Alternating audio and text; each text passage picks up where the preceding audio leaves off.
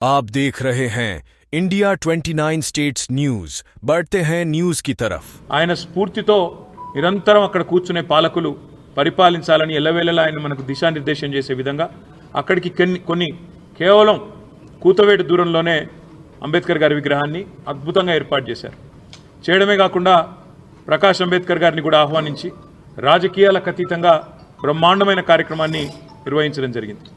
ఈరోజు ఈ ప్రభుత్వాన్ని నేను అడుగుతా ఉన్నాను, ఇవాళ మీరు నిర్బంధిస్తున్నది, అణిచివేస్తున్నది మమ్మల్ని కాదు, భారత రాష్ట్ర సమితి నాయకులను కాదు, మిమ్మల్ని ప్రశ్నిస్తున్న వాళ్ళని కాదు, మీరు నిర్బంధిస్తున్నది ఆ 125 ఫీట్ల ఎత్తున ఈరోజు మొత్తం హైదరాబాద్ను, మొత్తం భారతదేశానికి స్ఫూర్తినిచ్చే విధంగా అక్కడ నిలుచొని ఉన్న మహానుభావుడు అంబేద్కర్ గారిని మీరు నిర్బంధిస్తూ ఉన్నారు. మీకు కోపం ఉంటే మా మీద ఉండవచ్చు, కేసీఆర్ గారి మీద ఉండవచ్చు, భారత రాష్ట్ర సమితి మీద ఉండొచ్చు, మా మీద అక్కసు ఉండొచ్చు.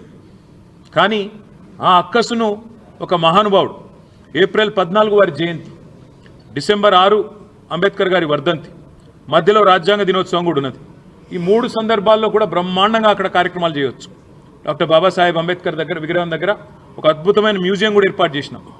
దాన్ని ఈరోజు వరకు మీరు పట్టించుకోరు. కనీసం తాళాలు కూడా తెరవకుండా గేట్లకు తాళాలు వేసి పెట్టి అపరిశుభ్రంగా ఈరోజు ఆ మహనీయుణ్ణి అవమానించే విధంగా వారిని కూడా నిర్బంధించి పెట్టింది కాంగ్రెస్ పార్టీ అని చెప్పడంలో ఎలాంటి రెండో ఆలోచన కానీ రెండో అభిప్రాయం కానీ మాకు లేనేలేదు. ఇవాళ మహానుభావుడి దగ్గరికి మేము పోతాము అంటే, ప్రజాస్వామికంగా నిరసన చెప్తాము అంటే, మా నాయకుల వ్యక్తిగత స్వేచ్ఛను, మా ప్రజాస్వామిక హక్కును కాలరాస్తున్న ప్రభుత్వానికి నిరసనగా మేము అక్కడికి పోతామంటే 300-400 మంది పోలీసులను పెట్టినారు కదా ముఖ్యమంత్రి గారు. నేను అడుగుతా ఉన్నా, ఆ 300-400 మంది పోలీసులకు మీరు పెట్టిన ఖర్చుతో ఆ ప్రాంగణం మొత్తం పరిశుభ్రం చేయరాదా?